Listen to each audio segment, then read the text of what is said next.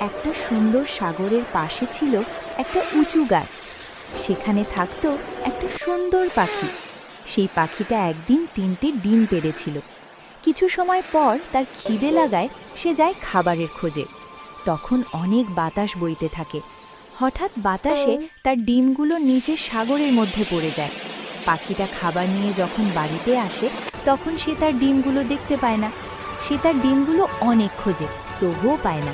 তারপর সে সাগরকে জিজ্ঞাসা করলো যে সে কি তার ডিমগুলো দেখেছে। তারপর সে বলল বাতাসে তার ডিমগুলো পানিতে পড়ে গেছে। এটা শুনে পাখিটা বলল, তুমি আমার ডিমগুলো আমাকে ফিরিয়ে দাও। কিন্তু সাগর দিতে রাজি হলো না। তাই পাখিটা বলল, যদি তুমি আমার ডিম আমাকে ফিরিয়ে না দাও তাহলে আমি তোমার সব পানি শুকিয়ে ফেলব। এটা শুনে সে হাসতে লাগলো। তখন পাখিটা তার ঠোঁট দিয়ে একটু একটু করে পানি চারিদিকে ফেলতে লাগলো। এটা দেখে সে ভয়ে তার ডিমগুলো ফিরিয়ে দিল। তখন গাছটা তাকে জিজ্ঞাসা করলো, তুমি তো অনেক বড়, তাহলে তাকে কেন ভয় পেলে?